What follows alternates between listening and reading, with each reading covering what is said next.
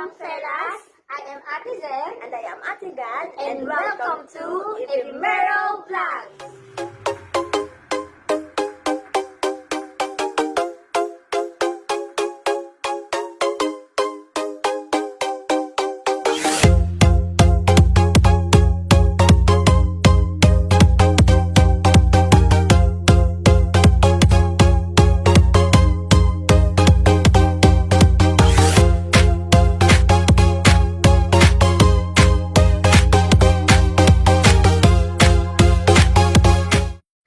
Hello! Hindi na ako mag-isa ngayon dahil kasama ko na ang aking partner na si Ate Sen! Yay!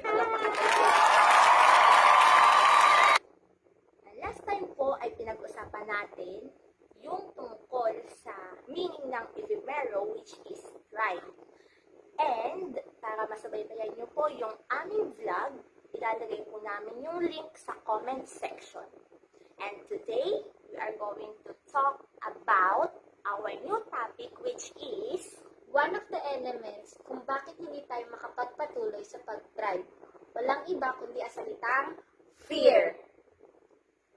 Okay, at dahil fear yung pag-uusapan natin ngayon, syempre, alam ko, gusto nyo malaman kung saan kami takot. Diba? O sige, si Ate Sen muna ha. Si Ate Sen muna. Ako, ang takot ko ay takot akong tumawid. Yung tukot ko pa Hindi talaga ako nakakatawid mag-isa. Ikaw, si Ate Gana, saan ka takot? Naku, baka madaming makarelate dito. Te, takot ako maiwan eh. At ngayon po, alamin po natin ang mga common fears ng mga kabataan sa panahon ngayon. Maiwan sa lahat ng bagay, lalo na yung mga taong pinagkakatulungan. Ako po, natatakot po akong mawalan ng mahal sa buhay.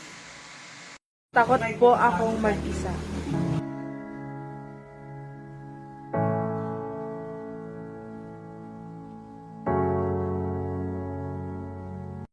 Today, we are going to share our ideas. Siyempre, based din naman yun sa mga experiences namin on how to overcome fears. So we come up to an acronym from the word itself, fear. And from its first letter, which is letter F, ang unang word po natin is find. Ano po ba dapat ang hanapin natin, Megan? Siyempre, kailangan natin hanapin yung mga kasama. Find a companion, ito naman. And meron po tayong Bible verse for that, for finding a companion. Buksan po natin sa James 5:14. James 5, verse 14 says, Is anyone among you sick? Let him call for the elders of the church, and let them pray over him, anointing him with oil in the name of the Lord. Yun nga po, sabi nga po doon sa verse na ito ay lumapit tayo o tumawag tayo sa mga elders ng church. Gaya po, pag ako may pinagdadaanan at tarang na-overcome ako ng takot sa aking sarili. Lumalapit po ako sa mga church leaders po namin, ng church elders such as Pastor Rapet, Pastor Manuel po, and Tito Vicky. At sinasabi ko sa kanila, na-open up ko yung mga bagay na kinakatakutan ko. At kung hindi man din sa mga pastors, isa po sa great companion ko sa gawain ng Panginoon at nag-lead up, tumutulong para ma-motivate ako sa isang bagay ay si Ate Eda. Kaya napakalaga po talaga na may companion tayo at nasasabihan.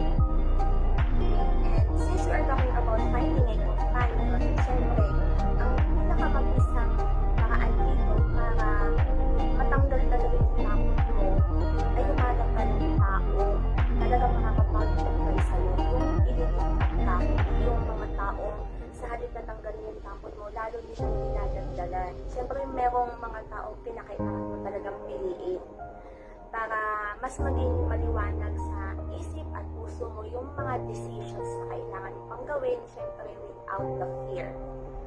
At syempre, Yung mga taong nakatulong talaga sa atin. Yung hindi na idadam pa tayo. now we are going to our second letter, which is letter E, na may acronym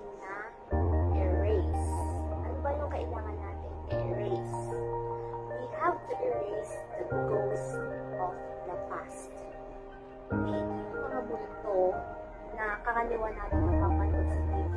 Kundi, we are talking about the ghost na maaaring naging bahagi ng buhay mo sa nakaraan at syempre sa mga pinagdadaanan mo din sa panahon ngayon. At para hindi tayo mag-dwell sa mga bagay na yun, basahin po natin ang sinasabi sa Romans 14 verse 18. Ganito ang sabi, "Therefore, let us pursue the things which makes for peace and the things by which one will edify another." Kaya po, hanapin natin yung mga bagay na makatulong sa atin para mabura ang lahat ng takot sa ating isipan at sa ating puso. Lumapit tayo sa Panginoon, lumapit tayo sa mga tamang tao na makapagbigay sa atin ng advice at maaaring din na balikan natin yung mga bagay na passion natin na makatulong para mag-divert yung isipan natin from the thing na nagbibigay ng takot sa atin. At syempre, alam namin na hindi madaling burahin ng bagay na nakasakit sa atin o nakakapagpapalala sa atin. Pero syempre, if you want to know, you should erase those ghosts that are haunting us. Third letter, which is letter A, accepting of your weakness and that we are in need of help. Isa to sa mga bagay na ang hirap para sa isang tao ang tanggapin kung anong kahinaan niya. Which is one of the things also na kung bakit hindi natin ma-point out or hindi tayo makapagsimula kagad dahil ayaw natin i-admit sa sarili natin yung kahinaan natin sa bagay na yun. Kung bakit lalo tayong kinakain ng takot, lalo na sa pag-move up for the next level. Ako, isa sa mga bagay na ina-admit ko sa sarili ko is mahina ako sa mga ganitong bagay. Lalo na pag yung nagsisimula ka pala. Tulad po nito sa pag-vlog na to. Takot ako kasi talaga na maharap sa mga camera. Pero kasi kung hindi mo i-face yung giant, sabi nga diba, we have to face the giant para ma-conquer din natin yung mga bagay na kinakatakutan natin. Kung hindi natin sila i-face, hanggang doon na lang ba tayo sa takot na yun? Di ba nga kagaya ni David at Goliath, hindi siya nag-focus kung gaano kalaki si Goliath at kung gaano siya kaliit. Kundi nag-focus siya kung gaano kalaki si God sa buhay niya. So sabi ko po, nung time na nag-uusap kami para sa vlog na ito, I have to see kung gaano kalaki si God sa buhay ko para ma-conquer na itong giant na to, itong camera na to, itong vlog na ito, itong pagsasalita sa harap ng maraming tao is mas malaki pa si God at hindi ako yung magsasalita, hindi ang Panginoon ang magsasalita para sa bawat isa sa atin. Kaya thankful po ako doon dahil na tuto ako na nag-admit sa sarili ko na mahina ako at malakas ang Diyos na kumikilos sa akin. Isa lahat, syempre, diba, you need to accept your weakness and hindi ko kailangan para sa mga tao sa paligid. Dahil ikaw, kilala sa sarili mo, ikaw ang kailangan mag-discover kung ano ang kailangan mo and never let other person use the weakness of yours para mapabagsak ka. At yun, yung weakness na yun yung gamitin mo para isuko lahat sa Lord yung mga bagay na kailangan mo. Isuko yung mga bagay na kinakailangan na isuko mo na dahil yan yung magiging strength mo later on. We are moving to our last letter, which is letter R with an acronym of reconcile and refine. Whom reconcile and refine in the presence of God. And syempre meron ulit tayong verse para sa acronym na yan, which is Psalms chapter 12 verse 6. And it says that the words of the Lord are pure words, like silver tried in a furnace of earth, purified 7 times. Ayan, katulad po ng silver, kailangan po natin purify at ma-refine hindi lang sa puro 7 times po, mas sa tao natin pinagay.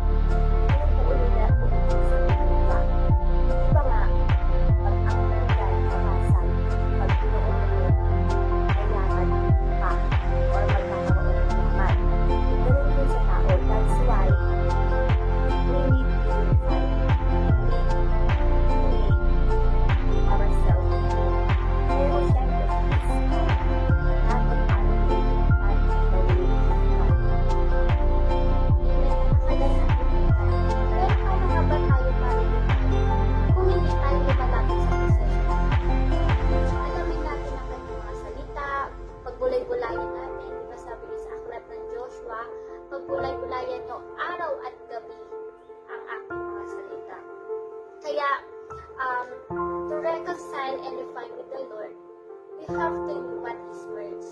Alamin natin ang kanyang mga salita, alamin natin ang kanyang mga utos, alamin din natin ang mga babala na kung saan isa din to sa mga bagay na tutulong sa atin para magpatuloy tayong mabago sa kanyang presensya. Di ba nga sabi nga sa kanta na, time of refreshing here in your presence. There's no greater blessing than you.